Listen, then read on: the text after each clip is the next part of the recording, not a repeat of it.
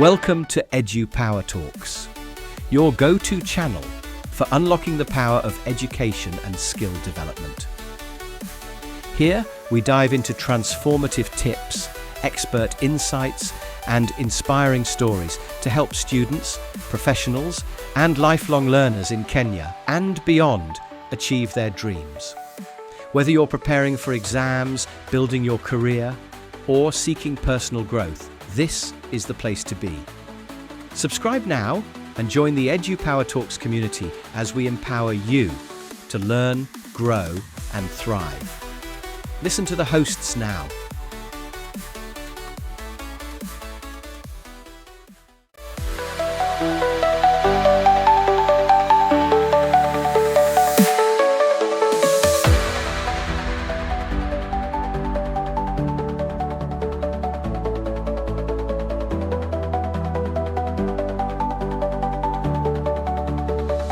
Hey everyone, welcome to a deep dive that's all about networking. We're going to be looking at some material on how to build relationships to boost your career. Yeah, networking, it's one of those things everyone says is important, but no one really tells you how to do it. Exactly. And get this, one of the sources actually made me rethink the whole emotional side of networking, which we'll get into.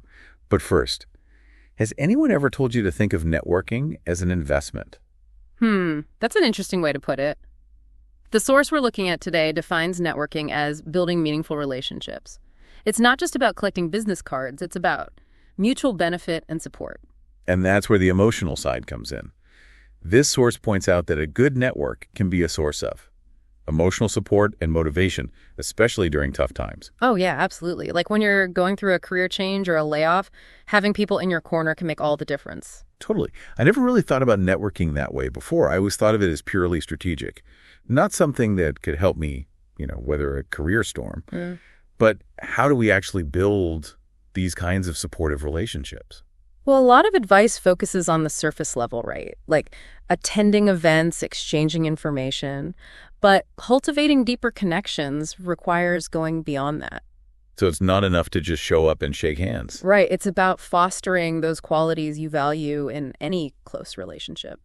Trust, empathy, shared experiences. Makes sense. So you're saying we should bring some of our personal selves into our professional networking. Exactly. But of course, finding the right balance and context is key. You're not spilling your heart out at a cocktail party, but in one-on-one conversations or smaller groups. A bit of vulnerability can be powerful.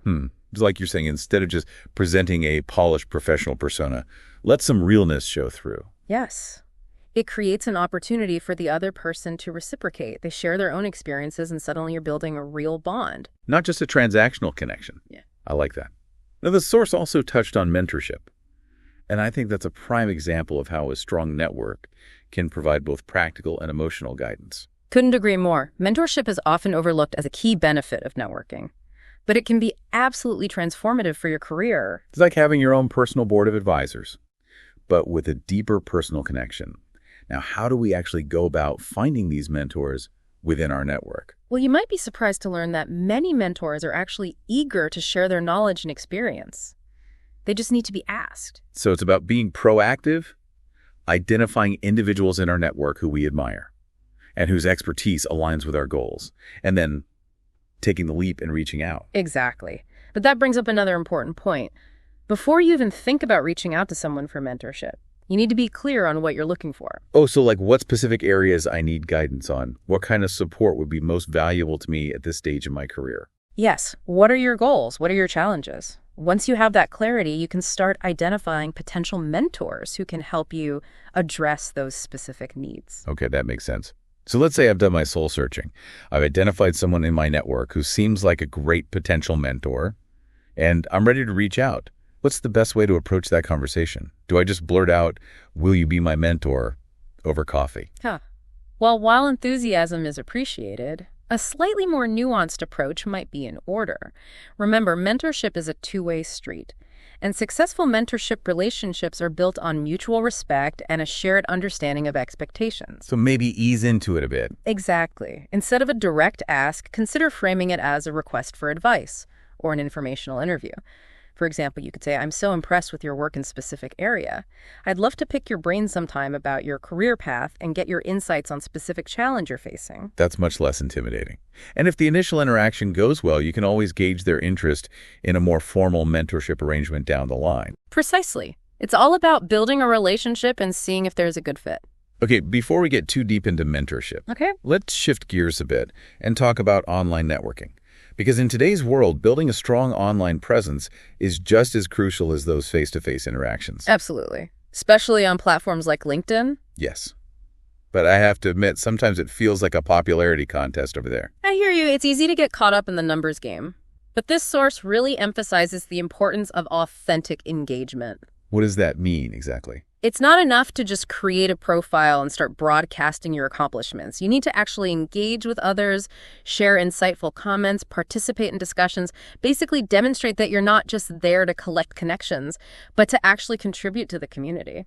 So it's about building relationships online, just like we do offline. But one thing that always makes me hesitate on LinkedIn is reaching out to people directly. It feels like I'm breaking some unspoken rule if I message someone I admire, but this source actually encourages it. It can definitely feel awkward at first, but think about it from the other person's perspective. They're probably just as eager to connect with interesting people. You're right. In fact, I took the plunge a while back and connected with someone I'd been following for years, someone whose work I really respected. And you know what? It turned into a fantastic mentorship relationship. That's awesome. It just goes to show you, you never know what can happen when you put yourself out there. It does. But I imagine there's a right way and a wrong way to reach out to someone online. Oh, absolutely. It's not enough to just send a generic, I'd like to connect message. You need to make it personal and demonstrate genuine interest. So how do you do that? Take the time to do your research. Look at their profile. Read some of their articles or posts.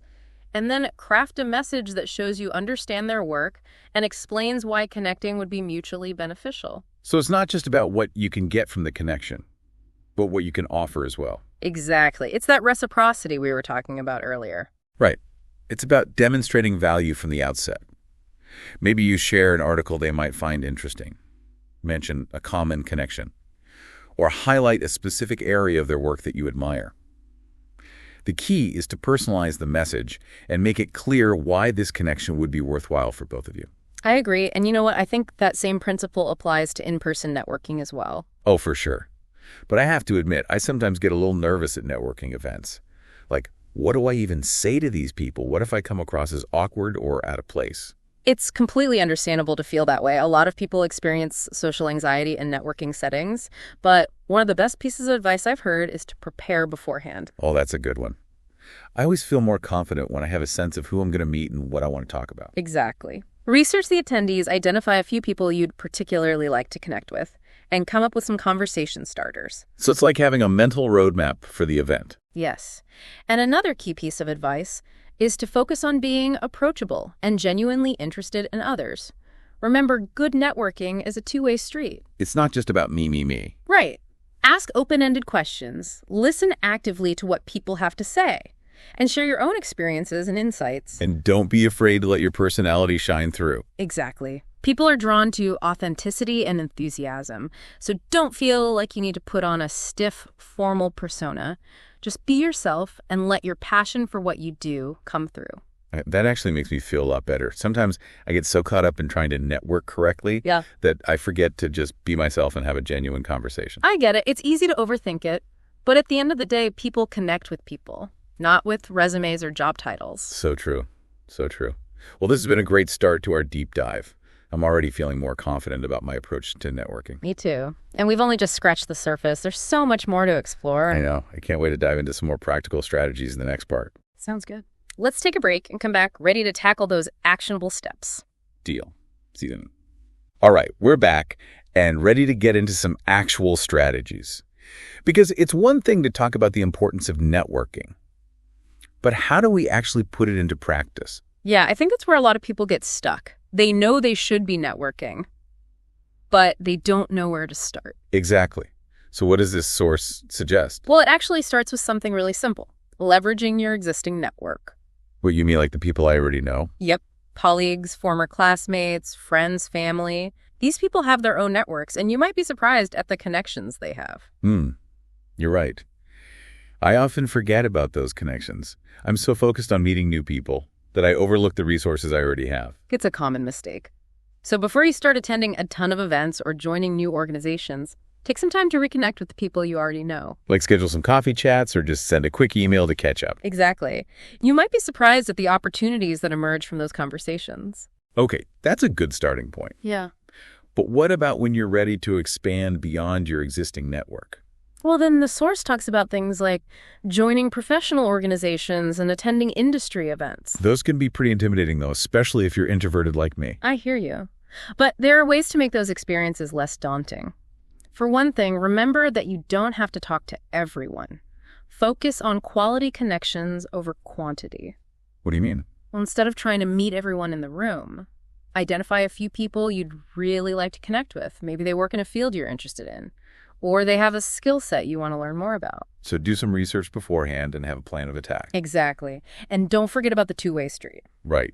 Networking is about giving as well as receiving. Yep. Be prepared to share your own knowledge and experiences. Offer to help others in any way you can. Okay, I'm starting to get it. But one thing that wasn't explicitly mentioned in the source was informational interviews. I've heard those can be a really valuable way to learn about different career paths. Oh, absolutely. Informational interviews are a fantastic tool, especially if you're exploring new fields or considering a career change. But how do they actually work? Is it like a job interview but less formal? Kind of. It's definitely less about evaluating you as a candidate and more about gathering information and insights from someone in a field you're interested in. So how do you even set one up? Well, you can start by reaching out to people in your network. Or you can use LinkedIn to connect with people who work in the field you're interested in. And then what? Just ask them if they'll meet with you. Well, you want to be a little more strategic than that.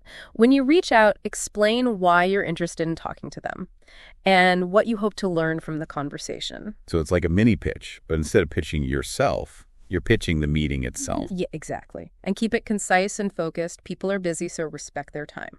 Okay, good to know. So let's say you've secured the informational interview. What kinds of questions should you ask? We'll focus on open-ended questions that allow the person to share their experiences and insights. For example, you could ask them about their typical day, the biggest challenges and rewards of their field, or any advice they would give to someone just starting out. Oh, that's good. It's like getting a behind-the-scenes look at a particular career path. Yes. And it's also a great way to build relationships with people in your field of interest. Now, this source really emphasized the importance of nurturing relationships over time. It's not just about making a connection and then forgetting about it. Right. Networking is a long game. It's about building relationships that can last for years or even decades. But how do you actually do that? Especially with busy schedules and competing priorities. Well, it starts with being intentional about staying in touch. Schedule time in your calendar to reach out to people in your network. Send them articles they might be interested in. Congratulate them on their successes. Just little things to show that you're thinking of them. So it's like any other relationship. Yeah. You have to put in the effort to make it work. Exactly. And don't be afraid to ask for help when you need it. That's what networking is all about. It's funny how this all ties back to the emotional side of networking that we talked about in the first part. It's not just about advancing your career. It's about building a community of support. I agree. And when you have that kind of support system in place, you can achieve amazing things. All right, so we've talked about building a network both online and offline. And we talked about nurturing those relationships over time. But now the big question is, how do you actually leverage your network effectively? Yeah, that's the part that can feel a little icky sometimes, right? Like you don't want to be that person who's always asking for favors. Exactly. So how do you strike that balance between actually using your network to help you achieve your goals, Yeah. but not feeling like you're taking advantage of people? Well, the source really emphasizes the importance of shifting your mindset. Instead of thinking, what can I get? Think, how can we help each other? So it's about creating a culture of mutual support within your network. Yeah. Like a collaborative ecosystem, you contribute by sharing insights, offering introductions, celebrating others' successes, and in turn, when you have a need, whether it's advice, feedback, or connections for a job search, your network is there to support you. I like that. It's not just about taking. It's about giving back as well. But sometimes I feel like I don't have anything to offer, especially since I'm still relatively early in my career. I hear that a lot. But honestly, everyone has something valuable to offer, regardless of their level of experience. Really? Like what? It could be a fresh perspective, a connection to a different industry, or even just a willingness to listen and offer support. You're right. I think sometimes we underestimate the value of just being there for someone. Exactly. And those seemingly small acts of support can often have a ripple effect. So how do I go about finding those opportunities to contribute? Do I just sit around waiting for someone to ask for help? Well, you can certainly do that. But the source also encourages a more proactive approach. Like, stay engaged with your network. Pay attention to what people are sharing and talking about. And look for ways to contribute meaningfully. so if someone mentions they're struggling with a particular problem, I could offer to brainstorm solutions with them. Exactly. Or if you come across an article or resource that might be helpful to someone, share it with them. Okay, so it's about being observant, being generous, and being willing to go the extra mile. Yes. And remember, the more you give, the more you'll receive in return. It's like that saying, what goes around comes around. Exactly. It's the law of reciprocity at work. This whole conversation has really shifted my perspective on networking. It's not just about advancing my career. It's about building authentic relationships based on mutual trust and support. And those relationships can be incredibly valuable throughout your career journey. They can open doors to new opportunities, provide guidance during challenging times, and help you stay inspired and motivated along the way. I'm so glad we did this deep dive. I feel like I have a whole new understanding of what it means to network effectively. Me too. Yeah. And I hope our listeners feel the same way. I think they do. And I hope they're inspired to take action, to start building and nurturing their own networks. Because at the end of the day, we're all in this together. Couldn't have said it better myself. Thanks for joining me on this deep dive. It's been a pleasure. Likewise. And to our listeners out there, happy networking.